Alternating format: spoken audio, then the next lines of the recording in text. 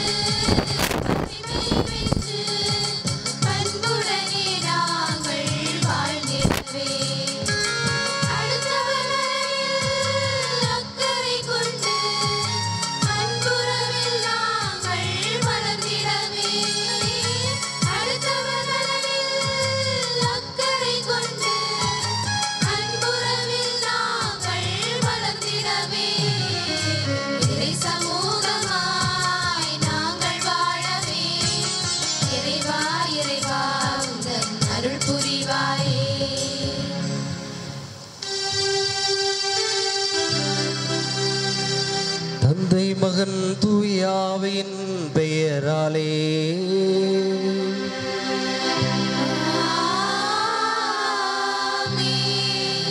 நம் ஆண்டவராகிய இயேசு கிறிஸ்துவின் அருளும் கடவுளின் அன்பும் தூய ஆவியின் தோழமையும் உங்கள் அனைவரோடும் இருப்பதாக.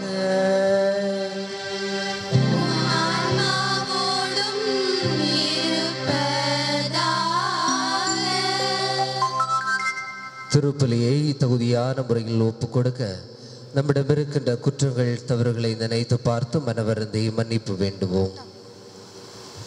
எல்லாம் வல்ல இறைவனிடமும் சகோதர சகோதரிகளே உங்களிடமும் நான் பாவியனை ஏற்றுக்கொள்கிறேன். ஏனெனில் என் சிந்தனையாலும் சொல்லாலும் செயலாலும் கடமைகள் தவறியதாலும் பாவங்கள் பல செய்தேன். என் பாவமே என் பாவமே என் பெரும் பாவமே. ஆகையால் இப்பொழுதும் கன்னியான புனித மரியாவையும் வானதூதர் புனித அனைவரையும் சகோதர சகோதரிகளே உங்களையும் நம் இறைவனாகிய ஆண்டவரிடம் எனக்காக வேண்டிக் கொள்ள மன்றாடுகிறேன்.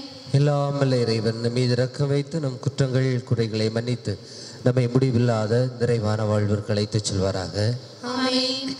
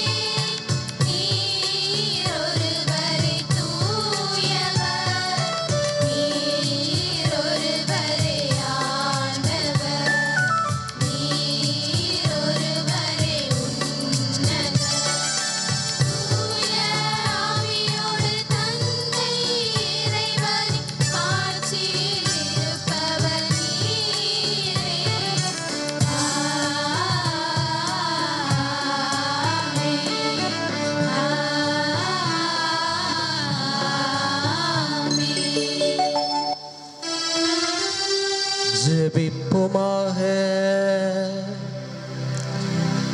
வல்லமை மிக்க இறைவா, சிறந்த கொடைகள் அனைத்தும் இடமிருந்தே வருகின்றன. உம்மீது கொள்ளும் அன்பால் எங்களுடைய இதயங்களை நிரப்பியருளும். நாங்கள் மேன்மேலும் உம்மில் வளரவும் நன்மையானதெல்லாம் எங்கள் மலரவும் இவ்வாறு உமது செயல் எங்கள் வாழ்வில் வெளிப்படவும் செய்தருளும். உம்மோடு தூய ஆவியின் ஒன்றிப்பில் இறைவனாய் என்றென்றும் வாழ்ந்து ஆட்சி செய்கின்ற எங்கள் ஆண்டவரும் உம் திருமகனுமான இயேசு கிறிஸ்து வழியாக உம்மை மன்றாடுகிறோம்.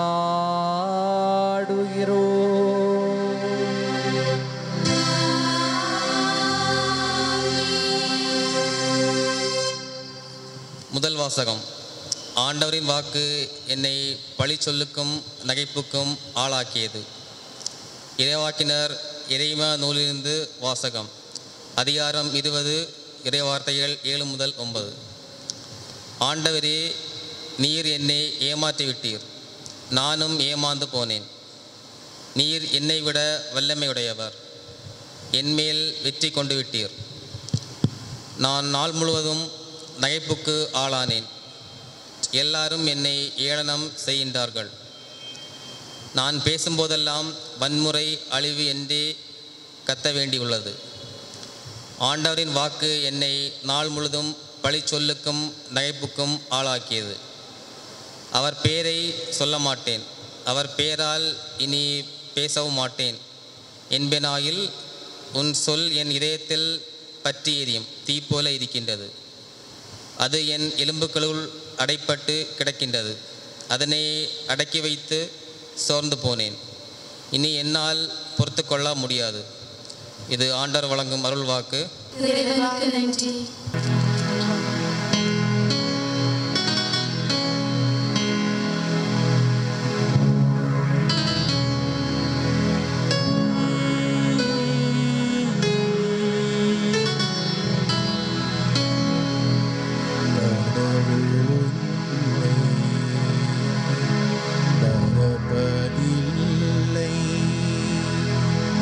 கலக்கம் கொள்ளாதே.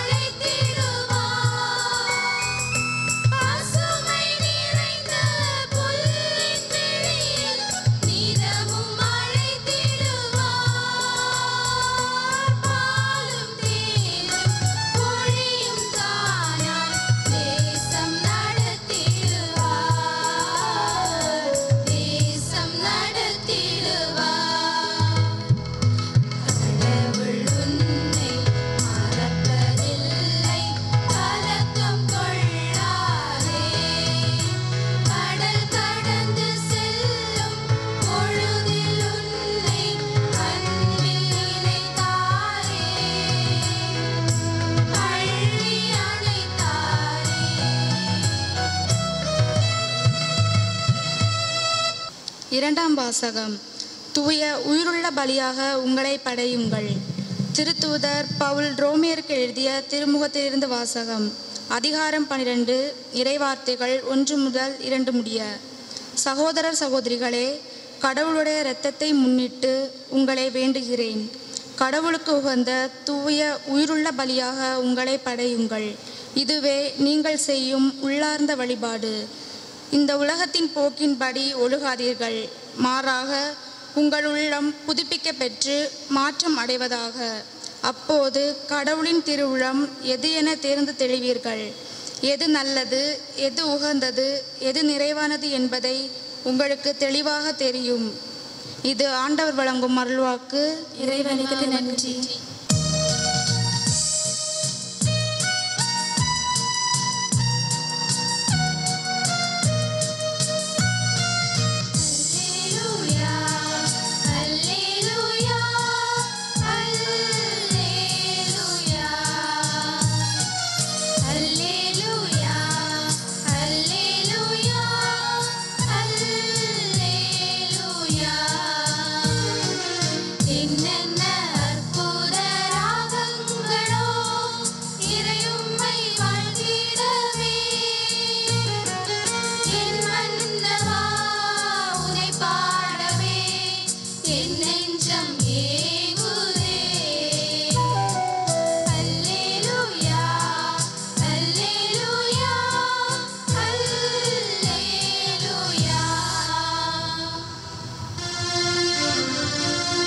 ஆண்டவர் உங்களோடு இருப்பாராக.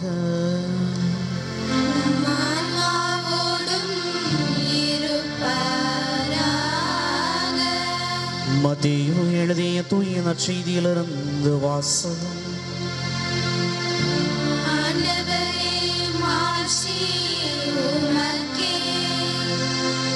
மத்தேயு எழுதிய நற்செய்தி அலகு 16, இறை சொற்றொடர்கள் 21 தொடங்கி 27 முடியும். அக்காலத்தில் இயேசு தாம் எருசலேமுக்கு போய் மூப்பர்கள், தலைமை குருக்கள், மறைநூல் அறிஞர்கள் ஆகியோரால் பலவாறு துன்பப்படவும் கொலை செய்யப்படவும் 3ஆம் நாள் உயிருடன் எழுப்பப்படவும் வேண்டும் என்பதை தம் சீடருக்கு அந்நேரம் முதல் எடுத்துரைக்க தொடங்கினார். பேதுரு அவரை தனியே அழைத்து கடிந்து கொண்டு, ஆண்டவரே, இது வேண்டாம், இப்படி உமக்கு நடக்கவே கூடாது என்றார். ஆனால் இயேசு பேதுருவை திரும்பி பார்த்து, என் கண்முன் இல்லாதே சாத்தானே, நீ எனக்கு தடையாயிருக்கிறாய். ஏனெனில் நீ கடவுளுக்கு ஏற்றவை பற்றி எண்ணாமல் மனிதருக்கு ஏற்றவை பற்றியே எண்ணுகிறாய் என்றார். பின்பு இயேசு தம் சீடரை பார்த்து, என்னை பின்பற்ற விரும்பும் எவரும் தன்னலம் துறந்து தம் சிலுவையை தூக்கி கொண்டு என்னை பின்பற்றட்டும். ஏனெனில் தம் உயிரை காத்து கொள்ள விரும்பும் எவரும் அதை இழந்து விடுவார். மாறாக என் பொருட்டு தம்மையை அழித்துக் கொள்கிற எவரும் வாழ்வடைவார். மனிதர் உலகம் முழுவதையும் ஆதாயமாக்கி கொண்டாலும் தம் வாழ்வையை இழப்பாரில் அவருக்கு கிடைக்கும் பயன் என்ன? அவர் தம் வாழ்வுக்கு ஈடாக எதை கொடுப்பார்? மானிட மகன் தம் தந்தையின் மாட்சியோடு தம் வானதூதர்களுடன் வரப்போகிறார். அப்பொழுது ஒவ்வொருவருக்கும் அவரவர் செயல்களுக்கு ஏற்ப கைமாறு அளிப்பார் என்றார். ஆண்டவரின் அருள்வாக்கு.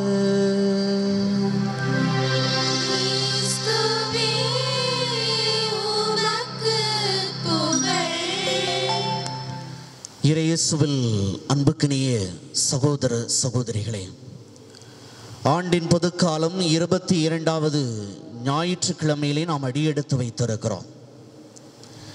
இறை வார்த்தையால் ஆட்கொள்ளப்படுகிறவர்கள் ஒருபுறம் துன்பத்தை அனுபவித்தாலும் மற்றொரு புறம் அது தருகின்ற வல்லமையை அனுபவிக்கின்றார்கள் என்ற சிந்தனையை இன்றைய வாசகங்கள் இறை வாக்கு வழிபாடு நமக்கு உணர்த்தி நிற்கின்றது. வில்லியம் ஹாட்டன் என்று சொல்லக்கூடிய அறிஞர் இப்படியாக சொல்லுவார், இறை வார்த்தை உங்களை பற்றி பிடிக்கும் வரை நீங்கள் இறை வார்த்தையை பற்றி பிடியுங்கள் என்று சொல்லுவார். இறை வார்த்தைக்கும் மற்ற மானிட வார்த்தைக்கும் வித்தியாசம் உண்டு. மானிட வார்த்தைகளை ஒரு முறை அல்லது இருமுறை கேட்கின்றோம், அதை பற்றி சிந்திக்கின்றோம், அத்தோடு மறந்து விடுகின்றோம். ஆனால் இறை வார்த்தை, கடவுளின் வார்த்தையோ அதை வாசிப்பவர்களை ஆட்கொள்ளக்கூடிய, அதை வாசிப்பவர்களை கவர்ந்து இழுக்கக்கூடிய மந்திர சக்தி வாய்ந்ததாக இருக்கிறது. அதை வாசிக்க வாசிக்க அது நம்மை இயக்கக்கூடிய உந்து சக்தியாக, நம்மை இயக்கக்கூடிய சக்தி வாய்ந்த ஆற்றலாக, இறை வார்த்தையாக மாற்றமடைகின்றது. இதைத்தான் எரேமியா இறைவாக்கினர் இன்றைய முதல் வாசகத்தில் இப்படியாக சொல்லுவார்: உம் சொல் என் இதயத்தில் பற்றி எறியக்கூடிய தீ போல இருக்கிறது, அது என் எலும்புகளுக்குள் அடைபட்டு கிடைக்கிறது, அதை அடக்கி வைத்து சோர்ந்து போனேன் என்று சொல்லி இறைவாக்கினர் எரேமியா இன்று நமக்கு சொல்லுகின்றார். இப்படிப்பட்ட ஆற்றல் மிக்க இந்த இறை வார்த்தையால் ஆட்கொள்ளப்படுவது இரு வகைகளிலே நடைபெறுகிறது. முதலாவதாக, தொடர்ந்து இறை வார்த்தையை வாசித்து தியானிப்பதால் நாம் ஆட்கொள்ளப்படுகின்றோம். இதற்கு உதாரணமாக பார்க்கின்ற பொழுது அன்னை தெரசாவையும் பேராயர் புல்டன்ஷீனையும் சொல்ல முடியும்.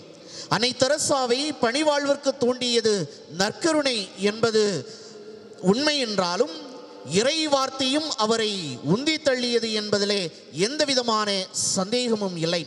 எனவேதான் அன்னை தெரசா குஷ்வந்த் சிங் என்பவருக்கு கொடுத்த பேட்டியிலே தான் விவிலியத்தை தவிர வேறு எந்த புத்தகத்தையும் வாசிப்பது இல்லை என்று சொல்லுகின்றார். இதே போல்தான் 20ஆம் நூற்றாண்டிலே இறை வார்த்தையால் ஆட்கொள்ளப்பட்டு அதை வலிமையோடு போதித்தவர் பேராயர் புல்டன்ஷீன். தன்னுடைய ஆற்றல் மிக்க போதனைக்கும் எழுத்துக்கும் அடித்தளமாக இருந்தது கடவுளுடைய வார்த்தையை நாள்தோறும் வாசித்தது, தியானித்தது என்றே அவர் சொல்லுகின்றார். அன்புக்கினியவர்களே, வாசித்து தியானிப்பதன் வழியாக நாம் இறை வார்த்தையால் ஆட்கொள்ளப்படுகின்றோம். இரண்டாவதாக, திடீரென்று எதிர்பார்க்காத நேரத்திலே இறைவனுடைய சிறப்பு அருளினுடைய காரணமாக, இறைவனுடைய கரிசனையினுடைய காரணமாக அவரால், அவருடைய வார்த்தையால் ஆட்கொள்ளப்படுவது. பணம், படிப்பு, புகழ் என்ற சூழலிலே சிக்கி கிடந்த பிரான்சிஸ்கு சவேரியாரை ஒருவர் உலகமெல்லாம் தனதாக்கி கொண்டாலும் தன்னுடைய ஆன்மாவை இழப்பார் என்றால் அவருக்கு கிடைக்கக்கூடிய பயன் என்ன என்று சொல்லக்கூடிய இன்றைய நற்செய்தி வாசகம் அவருடைய வாழ்வை மாற்றியது என்று சொல்லி பார்க்கின்றோம். அதே போல வாழ்வினுடைய மகிழ்ச்சியை உலக இன்பத்திலும் உடல் சுகத்திலும் தேடிக்கொண்டிருந்த புனித அகஸ்தினாரை ஆட்கொண்டது, புதிய மனிதனாக மாற்றியது கீழ்கண்ட இந்த இறை வார்த்தை. ரோமியருக்கு எழுதிய திருமடல் 13வது அதிகாரம் 12வது இறை வார்த்தை: இரவு முடிய போகிறது, பகல் நெருங்கி உள்ளது, ஆகவே இருளின் ஆட்சிக்குரிய செயல்களை களைந்துவிட்டு ஒளியின் ஆட்சிக்குரிய படைக்கலன்களை அணிந்து கொள்ளுங்கள் என்று சொல்லி அந்த இறைவார்த்தை தான் புனித அகஸ்தினாரை உருமாற்றியது, வாழ்வை கொடுத்தது என்று பார்க்கின்றோம். இத்தகைய இந்த வார்த்தைகள் திடீரென்று எதிர்பார்க்காத நேரத்திலே நிகழக்கூடிய ஒன்றாக இருக்கிறது. ஆக இறைவனது வார்த்தை இனிமையானது மட்டுமல்ல, இடர்பாடானதும் கூட, தூய்மையானது மட்டுமல்ல, துன்பத்தை தரக்கூடியதாகவும் இருக்கிறது, வித்தியாசமானது மட்டுமல்ல, விபரீதமானதும் கூடையாக இருக்கிறது, புனிதமானது மட்டும் அல்ல, புதிரானதுமாக இருக்கின்றது. அன்புக்கினியவர்களே, ஆக ஆற்றலை, ஆக்கத்தை தரக்கூடிய இறைவார்த்தை மற்றொரு புறம் துன்பத்தையும் இடர்பாடுகளையும் தரக்கூடியதாக இருக்கிறது.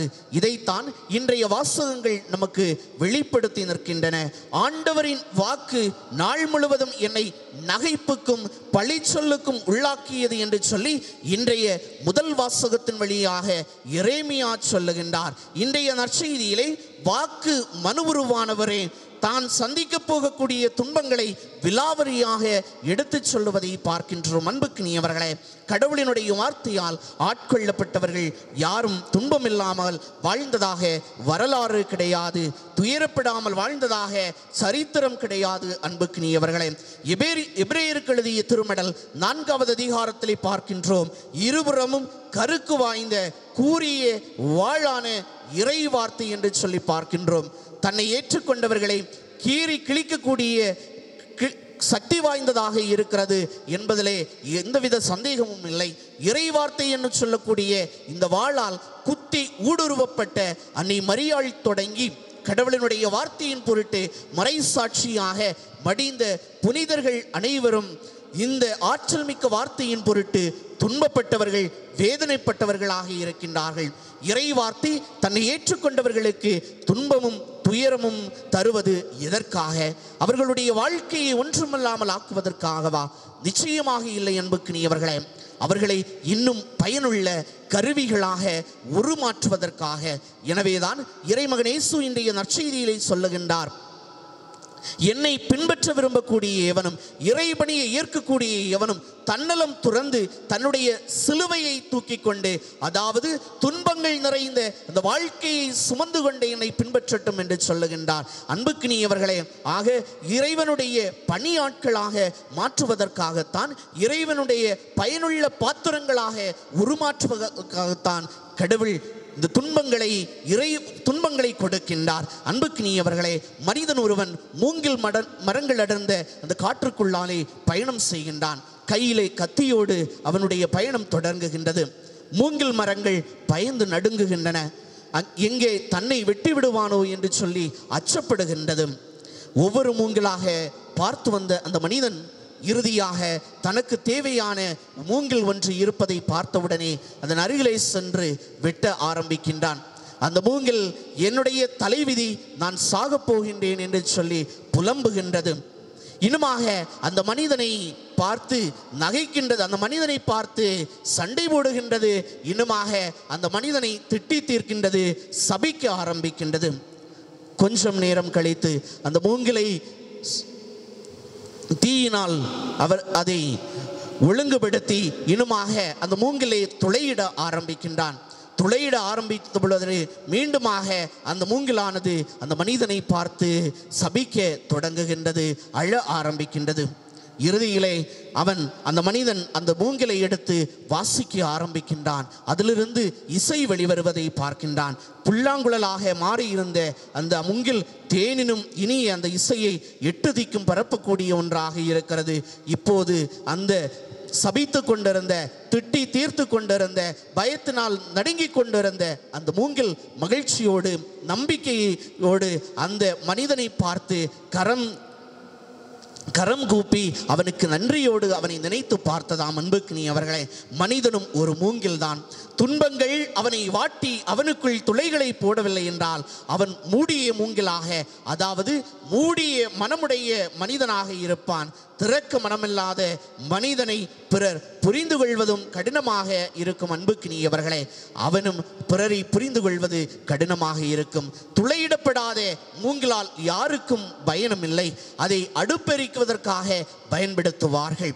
அதே போல்தான் திறந்த மனம் இல்லாத, துன்பங்களை தாங்காத மனிதனால் இந்த உலகத்திற்கு பயன் இல்லை. அன்புக்குரியவர்களே, அதே போல வாழ்வின் துன்பங்களால் துளையிடப்படாத மனிதன் இசை என்று சொல்லக்கூடிய அந்த மகிழ்ச்சியை அவன் அனுபவிக்க முடியாது. துன்பத்தால் தூய்மை பெறாத மனிதன் வாழ்வை பெற முடியாது, வாழ்வை பிறருக்கு வழங்கவும் முடியாது. எனவேதான் இன்றைய நற்செய்தியிலே இறைமகன் இயேசு தன்னுடைய சீடர்களை பார்த்து சொல்லுகின்றார், என்னை பின்பற்ற விரும்பும் எவனும் தன்னலம் துறந்து தன்னுடைய சிலுவையை தூக்கி கொண்டு என்னை பின்பற்றட்டும். ஏனெனில் தம் உயிரை காத்துக்கொள்ள விரும்பும் எவரும் அதை இழந்து விடுவார். மாறாக என் பொருட்டு தன்னுடைய உயிரை பொருட்டாக கருதாதவர் எவரும் வாழ்வடைவார் என்று சொல்கின்றார். அன்புக்குரியவர்களே, எனவேதான் திருப்பாடல் ஆசிரியர் தன்னுடைய 119வது அதிகாரம் 71வது இறை வார்த்தையில் இப்படியாக சொல்லுவார், எனக்கு துன்பம் விளைந்தது என்னுடைய நன்மைக்காகவே, எனக்கு துன்பம் விளைந்தது என்னுடைய நன்மைக்காகவே என்று சொல்லுவார். ஒருபுறம் துன்பத்தை தரக்கூடியதாக இறை வார்த்தை ஆண்டவருடைய வாக்கு இருந்தாலும், மற்றொரு புறம் அதே வாக்கு துன்பத்தை துன்பத்திலே வீழ்ந்து விடாமல், கசப்புணர்விலே கவலைப்பட்டு உழலாமல், நம்முடைய வாழ்க்கைக்கு மகிழ்ச்சி தரக்கூடிய ஒன்றாகவும் வல்லமை தரக்கூடிய ஒன்றாகவும் இருக்கிறது. ஆண்டவருடைய வாக்கினுடைய காரணமாக அல்லல் படக்கூடிய எரேமியா இப்படியாக சொல்லுவார், ஆண்டவரே உம்முடைய வார்த்தைகளை உட்கொண்டேன், அவை எனக்கு மகிழ்ச்சியை தந்தன என்று சொல்லுவார். இதே செய்தியை திருப்பாடலாசிரியர் இப்படியாக கூறுவார் தன்னுடைய 119வது அதிகாரம் 50வது இறை வார்த்தையிலே, உம் வாக்கு என் துன்பத்தில் எனக்கு ஆறுதல் அளிக்கின்றது, ஏனெனில் அது எனக்கு வாழ்வளிக்கின்றது என்று சொல்லுவார். ஆக இறைவனுடைய வார்த்தை ஒருபுறம் துன்பத்தையும் வேதனையும் தந்தாலும் இன்னொரு புறம் மகிழ்ச்சியிலே நிறைவை தருகின்றது. அன்புக்குரியவர்களே, ஆக இறை வார்த்தை என்னை ஆட்கொள்ளும் அளவிற்கு அதை நான் வாசித்து தியானிக்கின்றேனா என்பதனை நாம் சிந்தித்து பார்க்க கடமைப்பட்டு இருக்கின்றோம். இறை வார்த்தையின் பொருட்டு நான் துன்பத்தை ஏற்றுக்கொள்வதற்கு நான் தயாராக இருக்கின்றேனா என்று சிந்தித்து பார்க்க கடமைப்பட்டு இருக்கின்றோம். அன்புக்குரியவர்களே, புனிதர்களுடைய வாழ்க்கையை எடுத்துக்கொள்கின்ற பொழுது, மிகப்பெரிய மகான்களுடைய வாழ்க்கையை எடுத்து பார்க்கின்ற பொழுது இறை வார்த்தையை வாசித்தார்கள், அதிலிருந்து துன்பத்தை தாங்கிக் கொள்வதற்கான மனவலிமையை பெற்றார்கள், வாழ்க்கையிலே நிறைவை மகிழ்ச்சியை பெற்றுக்கொண்டார்கள். அன்புக்குரியவர்களே, ஆக ஆண்டவர் சீடர்களாக சீடத்திகளாக நாம் மாற வேண்டும் என்றால் தன்னலத்தை துறந்து இறை வார்த்தை அவருடைய அழைப்பை நாம் முதலிலே ஏற்றுக்கொண்டு தன்னுடைய துன்பங்களை அதன் வழியாக அழைப்பின் வழியாக வரக்கூடிய துன்பங்களை நாம் தாங்கிக் கொள்வதற்கு தயாராக இருக்க வேண்டும். அப்படி துன்பங்களை நாம் தாங்கிக் கொள்ளுகின்ற பொழுது இறைவனுடைய முன்னிலையிலே நாம் மகிழ்ச்சியாக இந்த வாழ்க்கையை நாம் நிறைவாக வாழ முடியும். அத்தகைய அந்த நிறைவான மகிழ்ச்சியை நாம் வேண்டி தொடர்ந்து இந்த பலியிலே ஜெபிப்போம். இறைவன் நம்மை நிறைவாக ஆசீர்வதிக்கட்டும். ஆமென். நம்முடைய நம்பிக்கையை அறிக்கையிடுவோம்.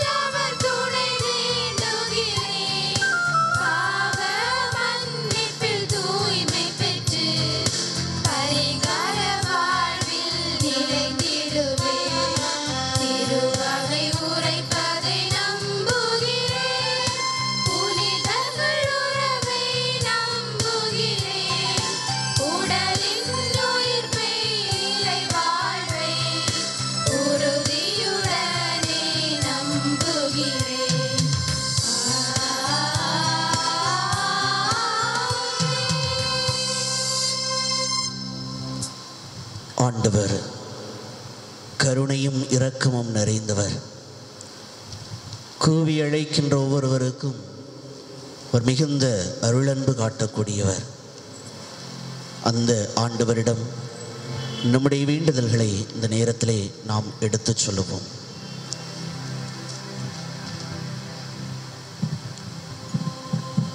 தாயும் தந்தையுமாக இருந்தங்களை வழிநடத்தக்கூடிய அன்பு ஆண்டவரே,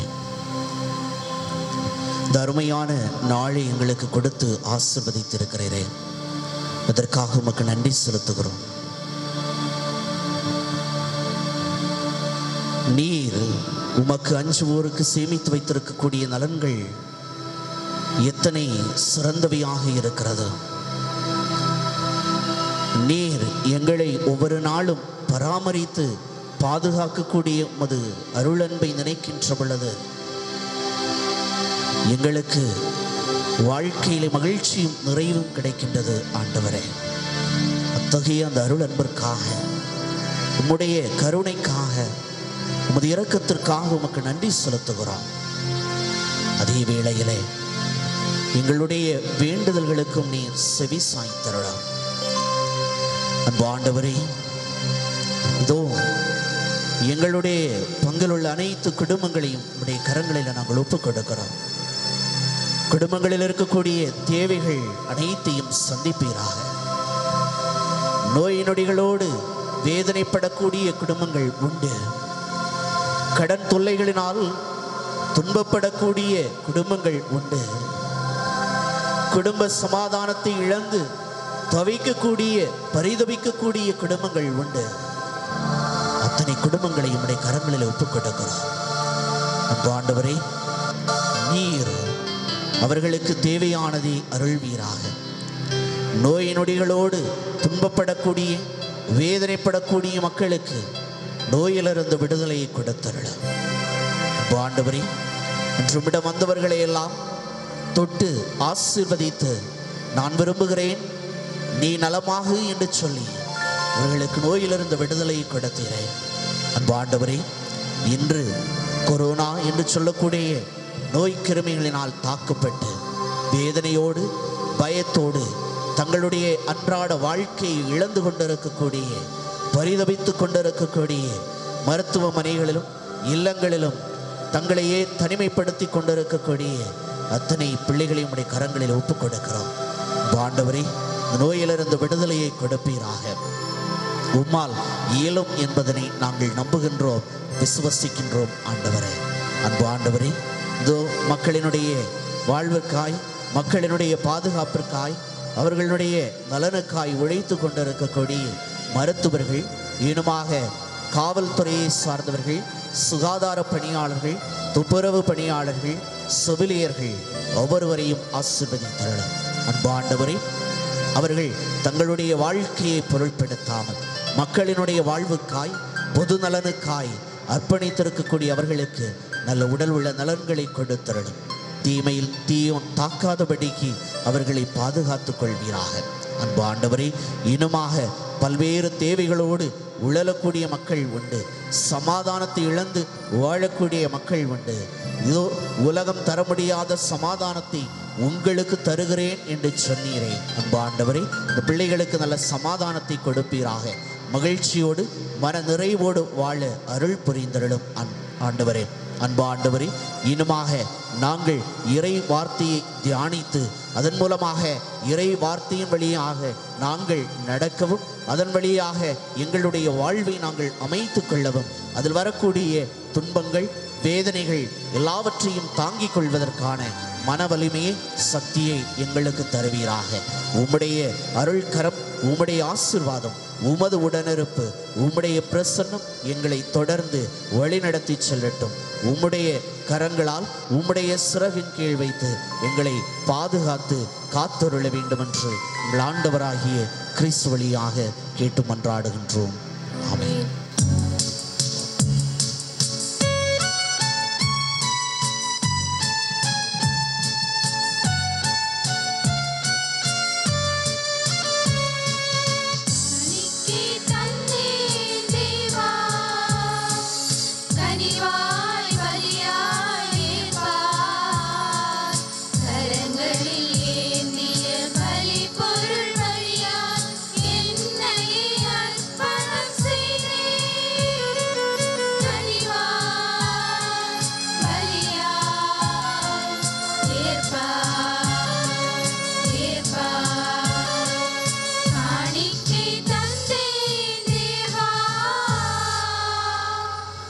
சகோதர சகோதரிகளே, நாம் அனைவரும் இணைந்து ஒப்புக் கொடுக்கின்ற இந்த திருப்பலி எல்லா வல்ல இறைவனை கேட்டதாகும்படி ஜெபியுங்கள். ஆண்டவர் தமது புகழ்ச்சிக்காகவும் ஆட்சிக்காகவும் நமது நன்மைக்காகவும் புனித திரு அவை அனைத்து நலனுக்காகவும் உமது கைகளிலிருந்து இப்பலியை ஏற்றுக்கொள்வாராக. வாழ்வின் நிறைவாகிய இறைவா, எங்கள் உழைப்பின் பயனாக நாங்கள் கொண்டு வரும் காணிக்கைகளை ஏற்றருளும். இப்பீடத்தில் அருட்சாதன முறையில் நிறைவேறும் எங்கள் மீட்பின் பலி உம்முடைய வல்லமையால் எங்கள் வாழ்விலே நிறைவுறுவதாக. எங்கள் ஆண்டவராகிய கிறிஸ்து வழியாக உம்மை மன்றாடுகிறோம்.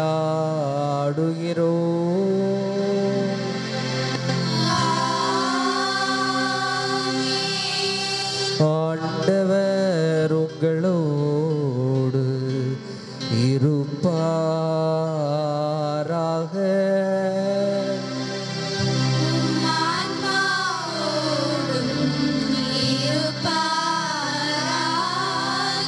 இதயங்களை ஆண்டவரிடம் எழுப்புங்கள்.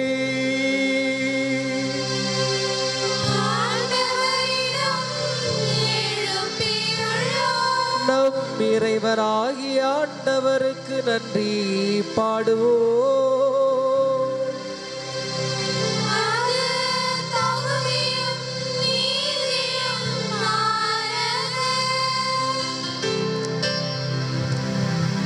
ஆண்டவரே,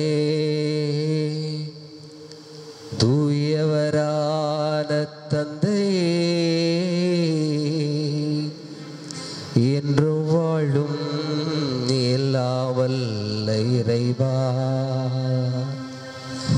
உம்மன்பார்ந்த மகன் இயேசு கிறிஸ்து வழியாக எந்நாளும் எவ்விடத்திலும் நாங்கள் உமக்கு நன்றி செலுத்துவது மெய்யாகவே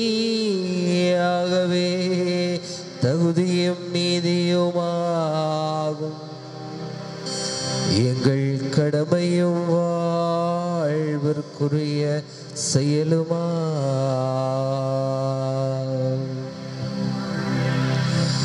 உமது வார்த்தையான கிறிஸ்து வழியாகவே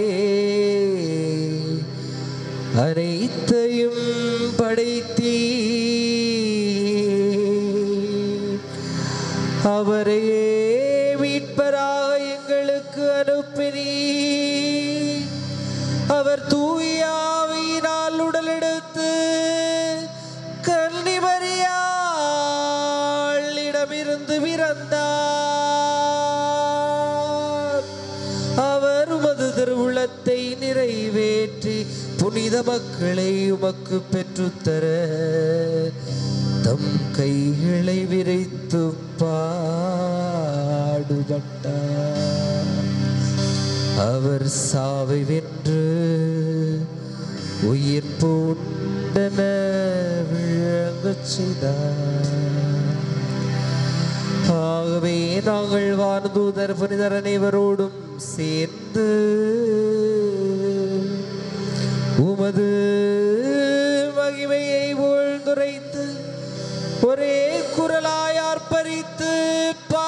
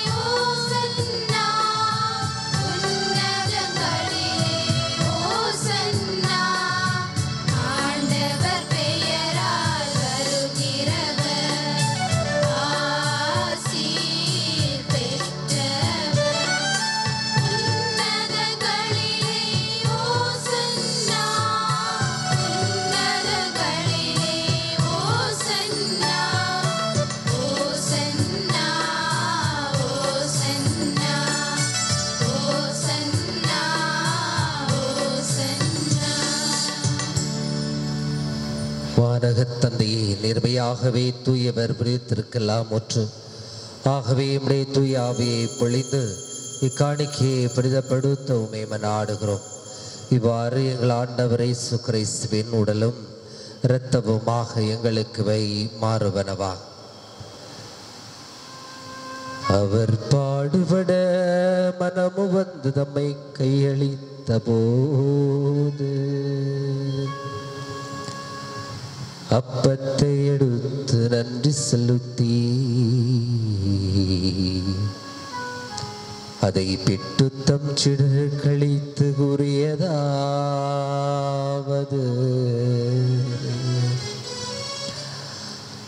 அனைவரும் இதை வாங்கி உண்ணுங்கள், ஏனெனில் இது உங்களுக்காக கையளிக்கப்படும் என் உடல்.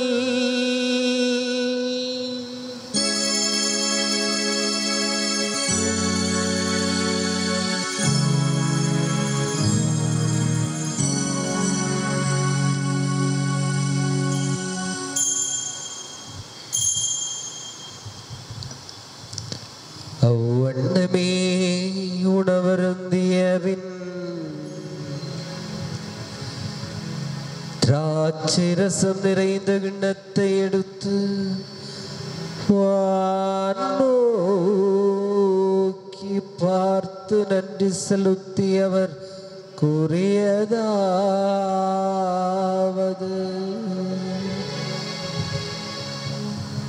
அனைவரும் இதை வாங்கி பருகுங்கள், ஏனெனில் இது புதிய நித்திய உடன்படிக்கைக்கான என் இரத்தம். இது பாவ மன்னிப்புக்கென்று உங்களுக்காகவும் எல்லாருக்காகவும் சிந்தப்படும். இதை என் நினைவாக செய்யுங்கள்.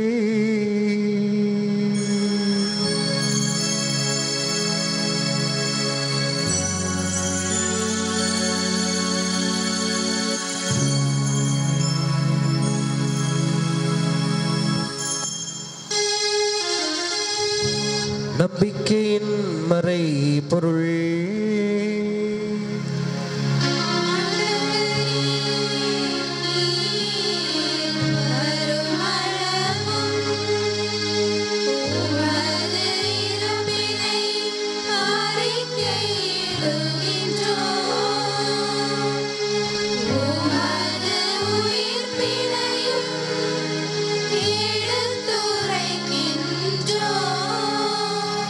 ஆகவே இறைவா, நாங்கள் கிறிஸ்துவின் இறப்பினையும் இருப்பினையும் நினைவு கூர்ந்து வாழ்வு தரும் அப்பத்தையும் மீட்பளிக்கும் கிணத்தையும் ஒப்பு கொடுக்கின்றோம். உம் திருமண ஊழியம் புரிய தகுந்தவர்கள் எங்களை ஏற்றுக்கொண்டீர், எனவே உமக்கு நன்றி செலுத்துகின்றோம். மேலும் கிறிஸ்துவின் உடலிலும் இரத்தத்திலும் பங்கு கொள்ளும் எங்களை தூய ஆவி ஒன்று சேர்க்க வேண்டும் என உம்மை தாழ்மையுடன் மன்றாடுகிறோம். இறைவா, உலகெங்கும் பரவியிருக்கும் அது திருச்சபையை சிறப்பாக எங்கள் திருத்தந்தை பிரான்சிஸ், எங்கள் மறை மாவட்ட அப்போஸ்தலிக பரிபாலகர் அந்தோணி பாப்புசாமி, ஏனைய ஆயர்கள், திருப்பணியாளர்கள், துறவியர், பொதுநிலையினர் ஆகிய அனைவரையும் நினைவு கூர்ந்திருளும். எங்கள் அனைவரையும் அன்பின் நிறைவை அடையச் செய்திருளும். உயிர்த்தெழும் நம்பிக்கையுடன் இறந்து போன எங்கள் சகோதர சகோதரிகளையும் இறந்தோர் அனைவரையும் நினைவு கூர்ந்து ஒளிமிக்கவும் திருமண ஏற்றுக்கொள்ளும். எங்கள் அனைவர் மீதும் இரக்கமாயிரும். இறைவனின் கன்னித்தாயான மாட்சிமிக்க மரியாள், புனித அப்போஸ்தலர், இவ்வுலகில் உமக்கு உகந்தவராய் இருந்தோராகிய புனிதர் அனைவருடனும் நாங்கள் நிலையான வாழ்வில் தோழமை கொண்டு உம் திருமகன் இயேசு கிறிஸ்து வழியாக உமை புகழ்ந்தேத்தும் வரமருள மன்றாடுகின்றோம்.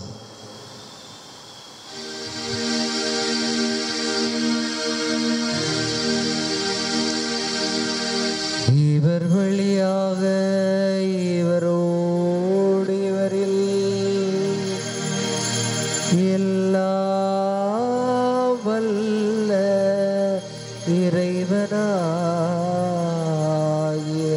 தந்தையே, தூயாவின் தோழமையில்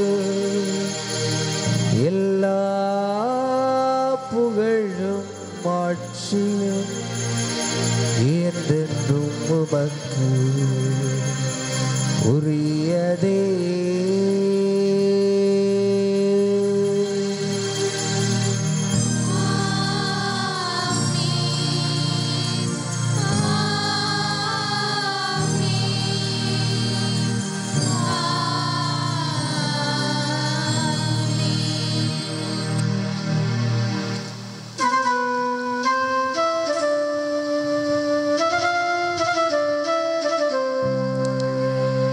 மீட்பரின் கட்டளையால் கற்பிக்கப்பட்டு இறை படிப்பினையால் பயிற்சி பெற்ற நாம் துணிந்து பாடுவோம்.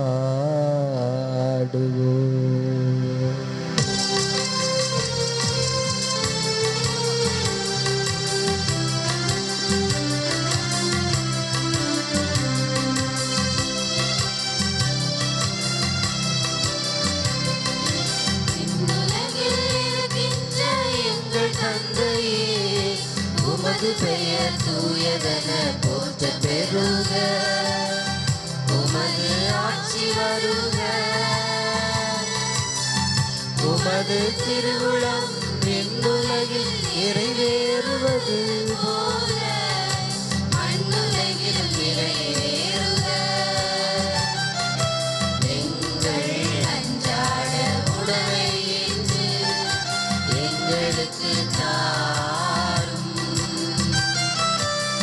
எங்களுக்கு எதிராக குற்றம் செய்வோரை நாங்கள் மன்னிப்பது போல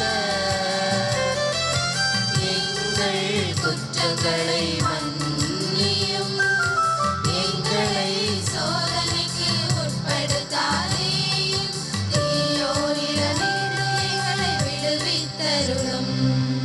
ஆண்டவரை தீமையனைத்திலிருந்து எங்களை விடுவித்து எங்கள் வாழ்நாளில் அமைதியை கனிவுடன் அருளும் உம்மை நாடுகிறோம். உமது இரக்கத்தின் உதவியால் நாங்கள் பாவத்திலிருந்து எப்போதும் விடுதலை பெற்று யாதொரு கலக்கமும் இன்றி நலமாயிருப்போமாக. நாங்கள் நம்பியிருக்கும் பேரின்ப வாழ்வையும் மீட்பராக இயேசு கிறிஸ்து வருகையும் மகிழ்ச்சியோடு எதிர்பார்த்திருக்கின்றோம். ஏனெனில் ஆட்சியும் வல்லமையும் மாட்சியும் என்றென்று உமதே.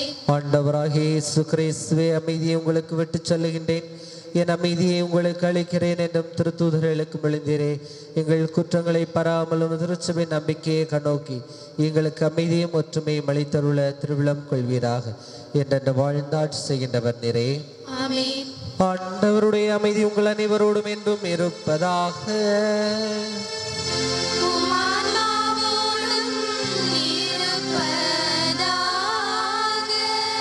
ஒருவருக்கொருவர் உறவின் வாழ்த்தை அறிவித்துக் கொள்வோம்.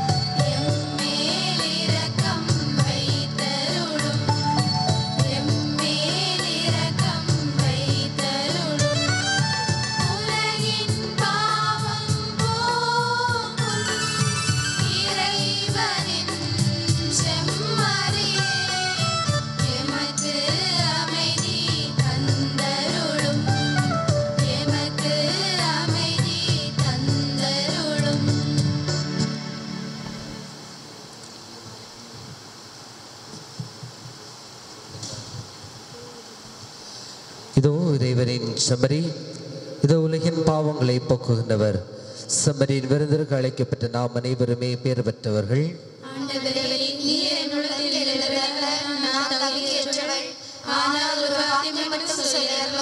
எனது ஆன்மா குணமடையும். கிறிஸ்துவின் திருடலும் திருத்தமி காத்து முடிவாள் என்பதாக.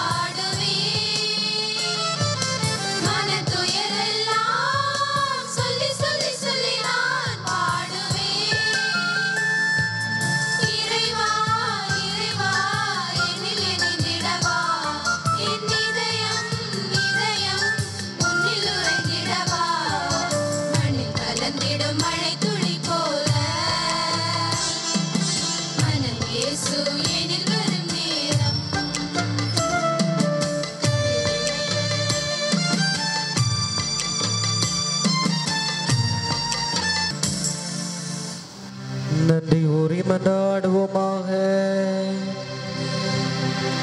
என்றென்றும் இரக்கமுள்ள இறைவா, உம் திருமகன் பட்ட பாடுகளின் நினைவாக நாங்கள் உட்கொண்ட திருவுணவால் எங்களுக்கு புத்துயிரளித்துள்ளீரே.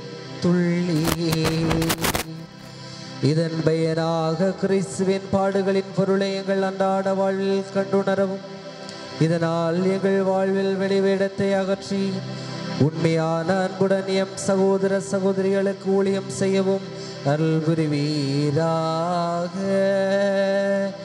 எங்கள் ஆண்டவராகிய கிறிஸ்து வழியாக உம்மை மன்றாடுகிறோம்.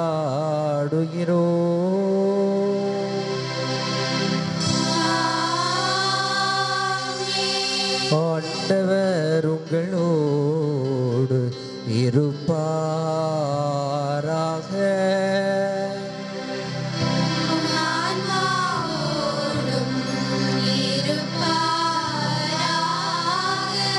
எல்லாம் வல்ல இறைவன் தந்தை மகன் தூய ஆவி உங்கள் அனைவரையும் நிறைவாக ஆசீர்வதிப்பாராக.